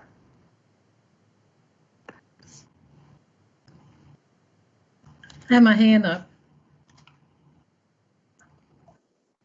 Go ahead, Commissioner Medema. Okay, I would be remiss if I didn't make a statement. And I'm listening to the work that you're doing, Tina, and I think it's outstanding. But it is a sin and a shame that we've been begging Comcast for a very long time. They knew the problem back in the spring when we stepped out and had to close schools down. And the money, and you know, I'm really getting angry about this, because the money that individual homes with people who do not have kids in school, the money that they pay Comcast ought to be able to supplement the money for students and the money that they need for students who don't have any Comcast in the home. Because some people in Baltimore are paying $200, $300, $400 for Comcast. Okay, and they're making a fortune off of Baltimore City, and Comcast has always been a problem. And it angers me that the kids who are in the greatest need in the state of Maryland, we have to deal with all of this when they could solve this problem right away. And look, I hope they're listening. I have no problem saying that. And this is me, the board member. This is not you, Tina, speaking. This is not you. This is me. They should have solved this problem in May or June, knowing that this was going to be an issue in the fall. And we have kids who really need it desperately. So I hope they're listening to me. They could solve this in a heartbeat. They're making billions of dollars off of people and citizens in Baltimore. And as a matter of fact, some of our poor citizens are paying $300 and $400 for Comcast. So, you know, when I listen to this, I need to say that. And I'm finished. I'm off the whatever. And hi, this is I'll Commissioner stand by Brooks. what I'm saying. I will say, just say that if you were able to join the city council hearing around internet, Comcast was actually at that hearing and heard very much of what we're saying right now. So please know, I know we're saying this. It is an issue that actually is going to take more than just city schools in terms of of the advocacy, the amount of advocacy to bring about the kinds of changes that we're saying. But it has been said, I can't say for Comcast if it's been heard well, but please know that we continue to give this message along with our council folks, our legislators, and we will continue doing that. In the meantime, we still need to provide for our students given the times that we are in. Well, I think board members ought to unite and make a statement, because this is the first day of school and we have kids out there that Tina's team and everybody's team is working extremely hard to make sure these kids get what they need. And whatever we say, they're still left out there without any work. What's happening with the kids that can't get online? What's going on with them? Do we just go to sleep at night and think, okay, we'll take care of the next day, and the next day? People need to speak up out there in the community and know that you guys are working very, very hard when this is a solvable problem. It really is. Well, and I thank Commissioner Bondima for saying that. Is it okay if I respond to Commissioner Bondima quickly? Commissioner Brooks, is that okay? Sure, yeah. Okay. I thank you for saying that, Commissioner Bondima, and I will tell you our schools, principals, our IT department are working very hard to make sure that we find every single child who still needs internet to get them connected to one of the strategies. So either Project Waves or T-Mobile hotspots or Comcast. So we are working diligently and we hope that we're capturing every single student who is in need right now. I also will offer that the SOMO students at City College, I actually facilitated a meeting with them with Comcast so they could hear from the students directly about their own concerns. And again, Commissioner, we also, as was mentioned already, spoke at the City Council hearing when we gave our tech preparedness plan for City Council. And I will state that advocates and others, including City Council members, expressed the same things that you're expressing. But at this moment in time, as a neutral party here, we just need to make sure that we are having access to internet for our kids right now, because it is essential for virtual learning. We must make sure that right now we have all of our kids with a device and an access point for internet. So that is where we are with the contract right now. I'm sorry, Commissioner Brooks. Thank you. Yeah, and I just wanted to echo, I mean, so one of my thoughts was that we knew that this was going to happen, in the sense that it was very clear that we had a temporary agreement with Comcast, and that once that time expired, that we would actually start accruing costs. And so I just want to be very, like, to iterate again that this is not ideal, and it was a part of this more, braided strategy as how do I say, Commissioner High Covered, Chief High Covered talked about. And so I just want to just continue to encourage us to keep pushing and doing the advocacy work on behalf of getting Comcast to commit to doing more, and then also just know that this is a part of a process and a corporate practice that tries to extract more from students who are already in need. So I don't know if I'm the only one who was kind of expecting this from some of our initial thinking, but I knew that we were going to have to cough up more money by this time. So I just want to thank you all for the work, and I hope we can continue to invest in homegrown solutions. And I think this is why partnership is really, really important, so that we don't have to be in this space again moving forward. But I think this is also a gamble that we take when we kind of do the overly corporatized model or rely so heavily on that. And it's partly because they just have the scale. So it makes sense to me. Commissioner Frank, I see. Did you want to speak? Yes, thanks, Chief High Covered. I wanted to ask you about remind us of what the arrangements were with T-Mobile and how this deal financially compares to that one. Is it similar in terms of metrics and outcomes and reaching out to families? Different? How is it similar or different? I have a look at the T-Mobile board letter in a minute. So let me, Josh or Chief Sibin, please jump in if I can't get this right. So T-Mobile was a 6-month agreement, not a year agreement, to purchase the hotspots to give to students. And then they had access to the internet for 6 months. We are currently looking for additional resources to cover another 6 months through private philanthropy or others, so we can extend the T-Mobile contract as the Comcast one for up to a full year. I believe the cost per was around $140. Tell me if I'm wrong on that. And that was for 6 months, not for a whole year. The Comcast contract is $120 for each family or each household, not each student, each household for 12 months. And I should also just add one caveat there, that if families have not signed on yet, they still can sign on until December 31st. They will get their free 2 months of Internet and Essentials program as the other families have done, and then we'll get a prorated amount to cover them through September. So if they sign on in November, they'll have their 2 months for free, and then it'll be like the remainder of that will be 9 or 10 months that we'll actually pay for. But families who've already been on since March or sometime over the summer and have exhausted their free 2 months, we are going to cover them for 12 months to make sure they can stay on in case we need this for summer school as well. But again, it's an up to, and it's also for the families we confirm are on Comcast. Thanks. Do you want to add anything to that? Did I get the T-Mobile thing correct, sir? Yep, good.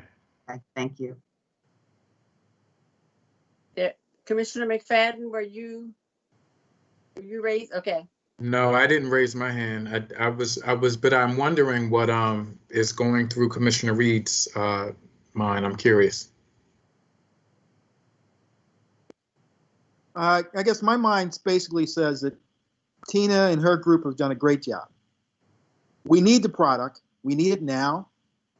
We need a good partner in Comcast trying to help us elevate the game where we can best serve the kids. Because every kid doesn't know what they need. We're still in the process of learning about what we need in devices, what we need in hotspots, what we need in connectivity in terms of internet. So there's going to be more behind this. What I want to do is have Comcast in front of the game saying, hey, we're going to be a good partner. We're going to give you the best deal possible. We're going to give you the best connectivity possible. We want you to win at this game. Why can't we be the model? Chicago's got all this philanthropy in terms of their internet. Chicago's like, I guess Tina probably knows more than I know about this. Chicago's got $20 million guaranteed to help with internet. And they got partners from Comcast and other institutions. Why can't we have that?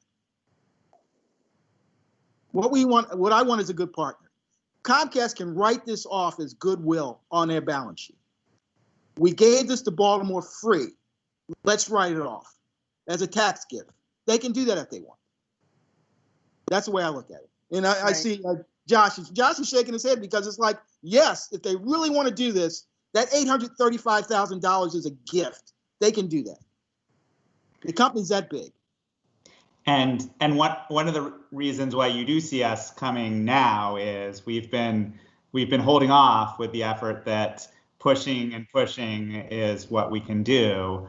They have made a relatively small donation to the foundation, but I don't think anything precludes them to do more. And we've particularly structured the agreement to make it open to continue that advocacy for more.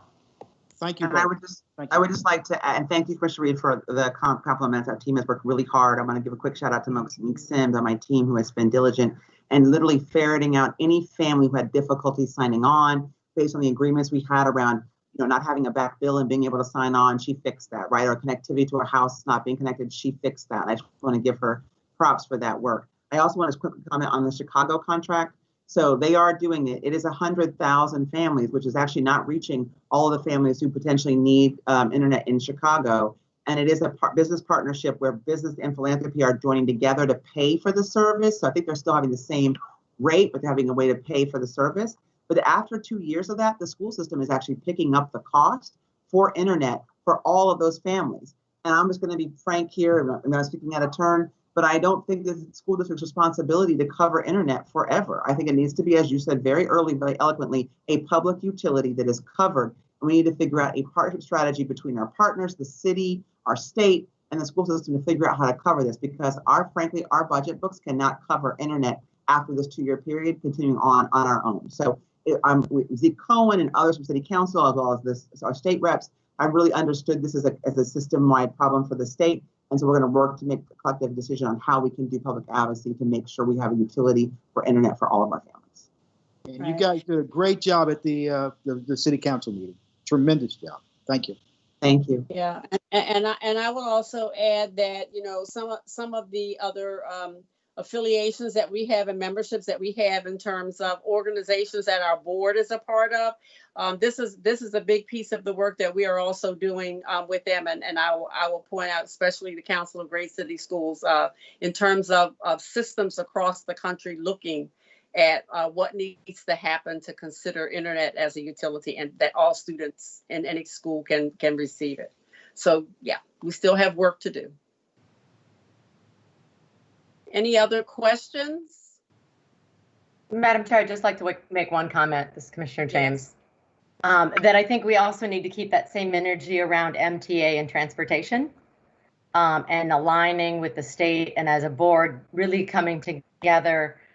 Certainly their cut in routes is going to impact everyone in the state, but most specifically us in the city and our students. So that same sort of P3 partnership in looking at letting MTA know, how critical their services are for us and our young people.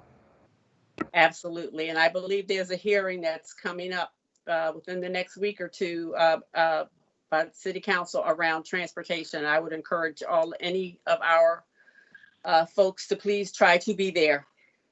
That will include public comment as well. Thank you. Is there a motion to approve item 14.02? So moved.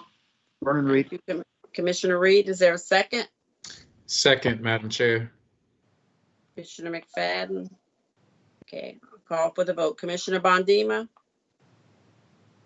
Oh, yes. Yes. Commissioner Brooks? Yes. Commissioner Frank?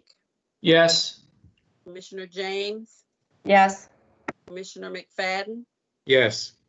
Commissioner Reed? Yes. Commissioner Richardson? Yes. Commissioner Roberts? Yes. I'm in favor.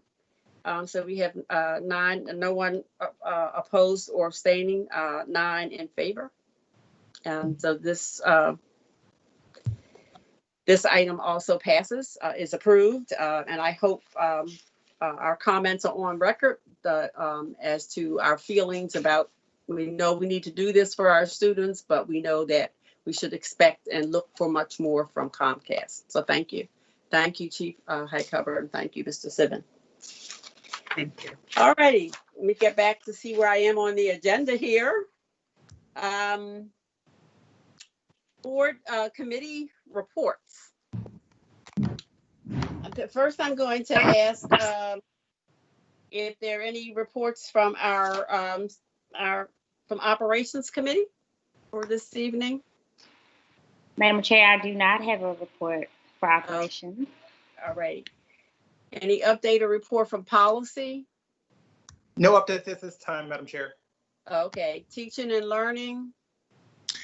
Thank you, Madam Chair. As the chair of teaching and learning, I just want to say happy first day again to everyone, especially our teachers, our principals, all of our staff, our parents, everyone. Y'all, we're going to get through this. And clearly today was not as bad as I think a lot of people were, apprehensive about, but it's a work in progress. Our meeting last week, there were several things that we discussed. School effectiveness review that happens every year with several of our schools, and an attendance update. From that, it is very important for me to stress, and I think this is the attitude of the board, for us to make sure that our young people are present every day in school, on their device, however we're there. It's important that we do that so that our young, hey Sion, so that our young people can grow, continue to grow. And that will help us as we move forward, with the way that, we just look as a system moving forward. That's critically important. And there is something great that I want to talk about. We do have folks within our district, within the Re-Engagement Center with Mr. Roger Shaw, who's helping our schools and our communities in engaging some of our students that have had a challenge engaging in our school programs. So just to know that that resource is out there or within city schools, it was great to hear that last week in the presentation. So I'm just encouraging, parents and school leaders, I know that they know, but if they're having some, trouble or challenge with engaging all of their students, to reach out to our engagement center and with Chief High Cupboard, who was just here, to support in that, because we want to make sure that all of our students are present. And then finally, we had a report from our college and career readiness office with Dr. Pfeiffer in regards to our CTE programming as we move forward. And I just want to make sure that the board is aware that there are going to be some recommendations coming to us to make decisions on within the next couple of months in regards to our CTE programming. Things are shifting, our system is shifting, our population is shifting, our buildings are shifting, and where our programs are, it's critical. When we did our analysis, and there were some communities that had more CTE programming or access to them than others, Dr. Pfeiffer, her team, city school staff is really trying to make sure that all of our programs are distributed well throughout Baltimore City. And so there are going to be some recommendations that come to us, but I also want to remind our partners in the community that there is going to be engagement around the several scenarios that are being recommended to the board. So look out for them on our website, via social media, because we really need the input from our community now more than ever as we move forward with college and technical education programs. We need the input from our public. So I just want to flag that for everyone, know that it's coming, and we need the support of all of our partners as we continue to move forward. And I just want to say that our committee meetings, of course, teaching and learning, policy, I believe operations also, they're open to the public. So please make sure that if you're interested in attending those meetings or listening to what happens in those meetings, we encourage you to be there and sign up for public comment so that we can hear you not just in this public space or this general board meeting, but also in the committee meetings that are public as well. Thank you. And I'm going to also ask if Commissioner James would give us an update from MABE. Sure. Thank you, Madam Chair. Just a reminder to board members that the MABE conference registration is open. And if on a governance level, anyone has any changes to any amendments or policies or resolutions for MABE, those are due by the end of this week so that we can address those in our governance meeting. I also am sad to report that former MABE President Bill Phelan from Calvert County passed earlier today. And he was a leader and a very strong presence who maintained his commitment to his community and to schools in Maryland just unwaveringly throughout his years. And special space in my heart because he and I are both Wisconsin grads and would share an annual watching of a Badger game together. So just we're really mourning the loss of Bill Phelan. Thank you. Thank you. Okay, we are about to do something a little different, and this, since it's the first day of school and the first day of a new year, it's probably a good time to try something different. And so tonight will be the first of what we're calling our board member chat. When our meetings allow, and that is business doesn't get us bogged down up until 7:30. We will allow for a 20-minute period of time for board members to just have an open discussion. Sharing for you sort of our guidelines around this discussion. So this is, for those of you that know the idea of doing a fishbowl, this is a fishbowl event. The board members can talk about any issue or event that they'd like to discuss during this period of time. As I said, it'll be 20 minutes, so we will time it. This is not a time where we will be doing public comment or public interaction. This is a chat between board members. We have invited our CEO to be a part of this conversation, but we are not asking other staff to be involved in trying to answer questions for us. If we have additional questions or follow-up, we will send them to the board exec. And as I mentioned, we will do the chats any meeting where our business doesn't extend past the 7:30 time. So with that, I'm going to actually open the floor. I will just say to a board member, please just, for folks who don't know who you are, just say who you are before you begin whatever idea or thought that you would like to present for others to hear. This is Commissioner Richardson. I actually thought tonight's conversation about Comcast was really good. And I really got to hear my fellow commissioners' passion around this issue. And so for me, when we talk about advocacy, I'd be interested to hear what that could look like from us. And if, I don't know, anybody wants to jump in, but that's kind of a, I wonder how that would look for us statement from me.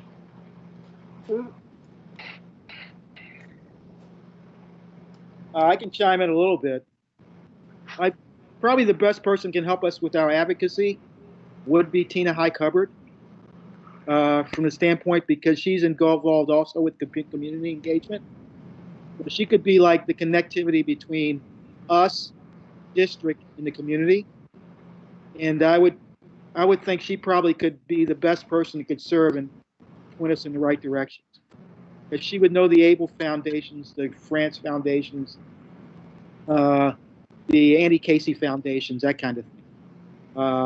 And also, we have Dewana in terms of political groups. So I think politicians, corporations, and nonprofits would probably be a good way for us to leverage what we try to do. And I would think Tina and Dewana would probably be the best two people. Because we don't want to use Dr. J, Dr. S is Dr. J, wrong sport. We wouldn't want to use Dr. Sandalisa's as too much. We don't want to wear it down. So I would think Dewana, and this is just my pedestrian opinion, I think Dewana and Tina Highcupboard would help us. Okay, thank you.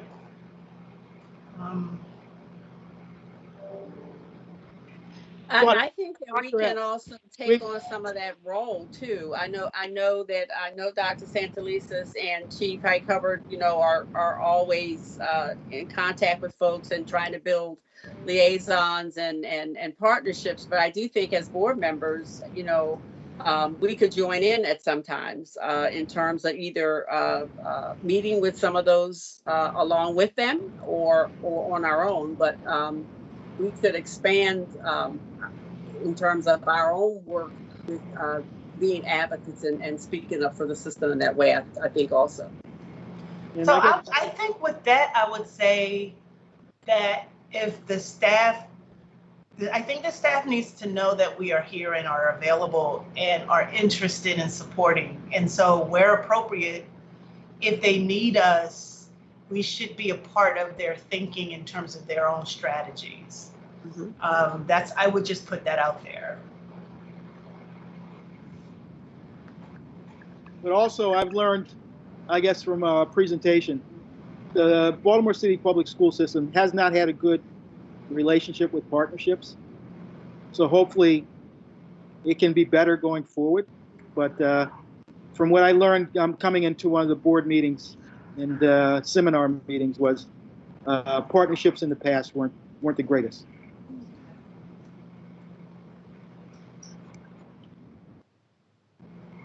Madam Chair, to that, I'm sorry, Commissioner Roberts.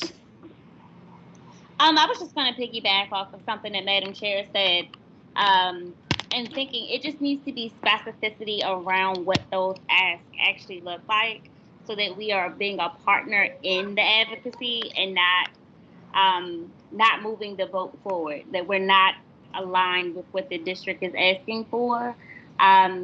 I think that on an individual level, if we're not already as individual commissioners, we need to be more aligned with our local representatives, our delegates, our senators, having those relationships and those conversations if we're not already having them. But again, it goes back to having those very specific asks, those very specific platforms.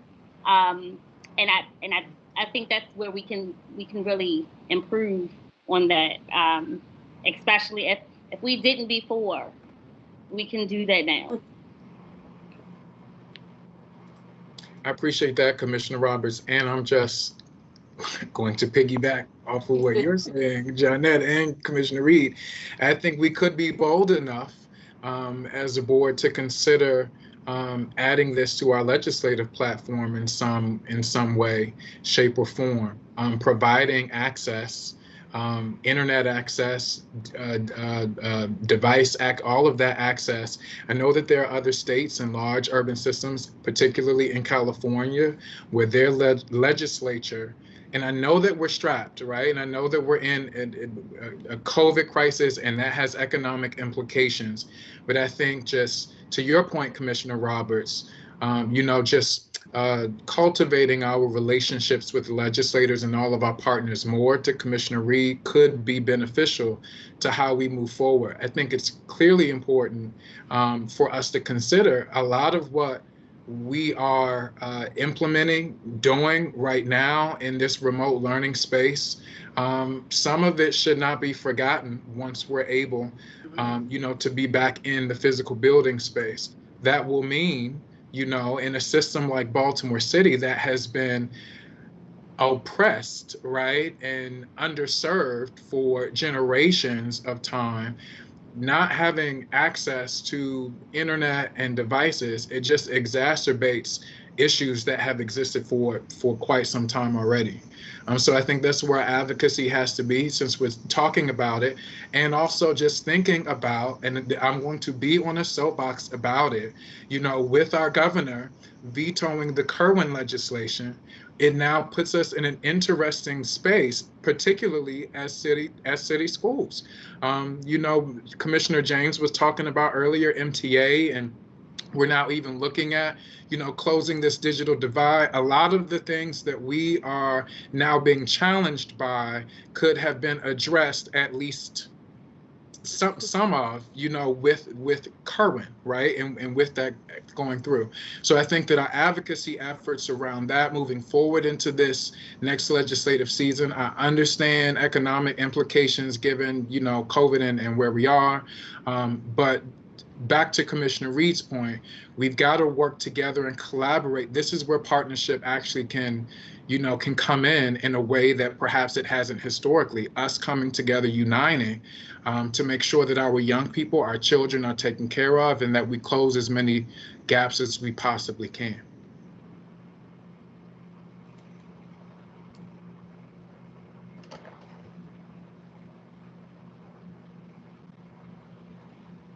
And if no one else wants to chime in, I'm curious to see how Commissioner Sykes's day was back at school today.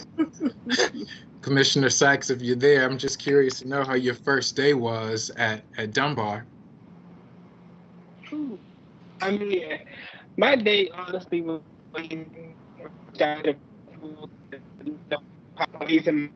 was just a lot of excitement and a lot of encouragement. Teachers reaching out to let us know we're here regardless of our circumstances, that they're going to push us and they're going to help us in any way we can. So it was just, my first period was English, which is literally my favorite subject. So having English first period, just waking up knowing that I'm working on something that I love. So that was good for me. And I just want to say, I'm listening to everything that you all are saying tonight, and I'm just taking it all and a lot of notes, because it means a lot to me. And it's like, just agreeing. I'm agreeing so much, because I just believe that the students deserve so much what they're getting. So I just want to say thank you all for your effort, and thank you all for starting off this school year amazing. It's been fun today, so thank you. Oh, thank you. Thank you. Yeah, we're gonna check in on you Yeah, on day 100 and see how you're still as excited as today. Okay. I plan on it. Okay. Hi, this is Commissioner Brooks, and so I had a chance to sit in for pre-K and first and second grade this morning, and so that was really a beautiful highlight of my day. And going back to some of the comments that we heard about sort of privacy, I would love to get to hear if anybody else, like even in the process of going and witnessing and observing what's happening. So I saw teachers doing amazing jobs. I saw young people trying to, particularly our very little ones, struggling. And so I'm really thinking about them and their families and sort of like how we begin to really structure a learning environment, especially for our pre-K. I saw more sort of dexterity and flexibility with our first graders and definitely more from our second graders.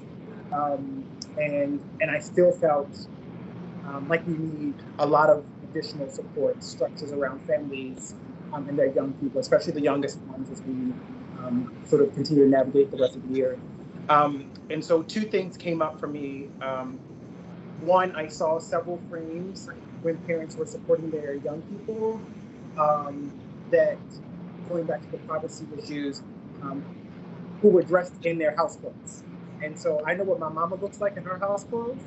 And so I just, when Corey was speaking from the BTU, it became very clear to me that if that session was being recorded, that woman in that particular attire would be actually problematic, just because of the nature of those.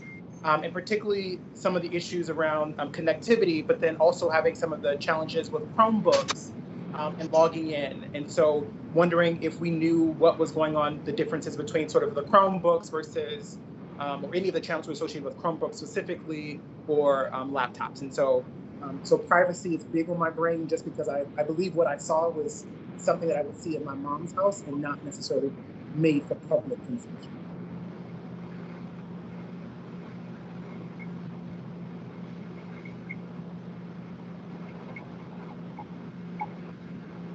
Well, I just, while we're talking about our first day observations, I just wanted to say that I was pleasantly pleased with the school that I was connected to. I think Linda, you mentioned it earlier, just the creativity of teachers. It blew me completely away to see like this one teacher had a Bitmoji, and I swear it looked just like her. Like I was like, I want her to do my Bitmoji. Like it was. Listen, Jonette, these Bitmoji classrooms are a thing. They're a thing right now. So cool. And so anyway, whoever arranged that for us, I just want to thank you so much, because it was a great start to my day. I got to show these schools that I had two girls behind me trying to make it happen, and I saw siblings like in the same room. I saw one on the couch and one on the chair, and we're just all in this together trying to make this thing work, right? And so I just wanted to shout that out. I do take, Commissioner Brooks, I do take your point about, recording and all of that, but I just want to also acknowledge that families are really trying to make this thing happen. And I really appreciate how our students they showed up, they were energetic, they asked questions. Like my 8th grade class, they were like, when are we going back to school? And so we had to have dialogue about that. We talked about COVID and, like we dispelled some myths. And so I just want to thank the principal and the teachers, and just for allowing me to be able to be in their space, even for a short time. So that's what I wanted to say.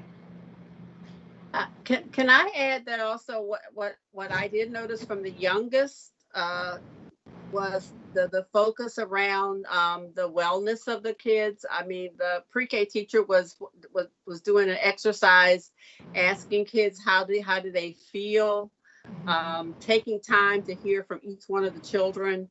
Another class that I went in, similar kind of thing, but really, so I could see that, and I know that was one of the pieces that we worked on in terms of bringing kids back and helping them to deal with some of all that has happened to them. But it was very obvious, and even with, children for their very first day in school, that being a focus around it. So that was clear to me as I watched it.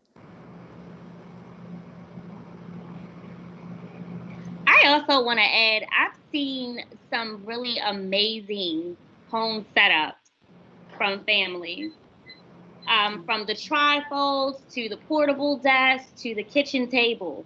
I've seen families making it happen in terms of creating personal space for their children to be actively engaged in an uninterrupted way. And even for some of our community partners that on a very small scale, but a scale still, have created some in-person opportunities for them to engage. I know for my second grader, he had to kind of catch himself this morning for Monday meeting because he hadn't seen his friends since March. And that was very emotional for him. It was so emotional that, you know, we had an off-camera experience for him to kind of gather himself. And then he got himself together. But I absolutely had to mention that that families have been working really hard to create their spaces of some sense of normalcy at home. And they look amazing. They really do.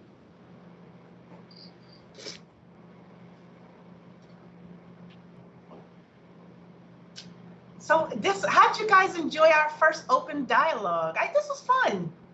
This was fun for me. What do y'all think? Thumbs up, down? You want to do it again? Thumbs up. Thumbs up. Okay. Yeah. If I could add, Commissioner Richardson, just to shout out to my school that I was at this morning as well. I had to see some middle school, and they were just on it. The students were all there. What was hysterical to me was to see the 4 or 5 first graders that were wearing masks while they were online. I'm just like, hey, they have gotten the memo. They are COVID ready. But just a shout out to Francis Scott Key and the kids that were there that I got to see and teachers today. Thank you very much for letting me be there. Okay. Anyone? Last chance here? I'll say this, Commissioner Richardson, I think this is a great open forum to have. I think it's really important for the public to see us engaged in this way because they don't necessarily get to see it. There's a lot of conversation, a lot of emails. There's a lot of the process that happens before we even get to a meeting. And so I think it's really important, one, for the public to see us engaging in this way. And we're not remiss on public comment or, you know, the emails that we get plentifully. But as we're being graceful with our students and our children and ourselves during this time, I ask that you're graceful with your board also, because we're also families. We also have children and are also looking out for 79,000 plus students each day. So thank you, Madam Chair and Vice Chair, for creating this opportunity for us to engage in authentic, transparent conversation. Okay. Thank you. Well, thank you. I'm going to remind folks that there are some meetings coming up. Operations Committee will be meeting on September the 15th at 10:30 a.m. These are all virtual meetings. The Policy Committee will be meeting on the same day, September the 15th at 3:30 p.m. Parent Community Advisory Board, PCAB, on Thursday, September the 17th at 6:30 p.m. The next board meeting will be on September the 22nd at 5 p.m. And Teaching and Learning Committee will be meeting on October the 6th at 3:30 p.m. That's another virtual meeting. If there is nothing else, I'm going to ask if there is a motion to adjourn this evening. So It's been a moved, long Madam Chair. day. So moved. Thank you, Commissioner McFadden. Is there a second? Second, Richardson. Okay, all those in favor, thumbs up. Woo! Madam Thank you, Chair. Yes. Madam Chair, Yes. someone just put in that Mason Tucker put that the CCAC meeting is September 14th from 5 Thank to 6. you. And that was not on my list, but say it again. CCAC meeting is September the 14th at 5 o'clock. 5 o'clock, and that's a virtual meeting also. Thank you. Okay. Everyone, thank you for a great first day. Please have a restful evening, and tomorrow morning we'll get up and start all over again. Stay safe, everybody. And Nice good night. uniform, Ronald. Nice uniform, man. Vernon, you're so kind. Hey, you look good, man. Yeah, You look good.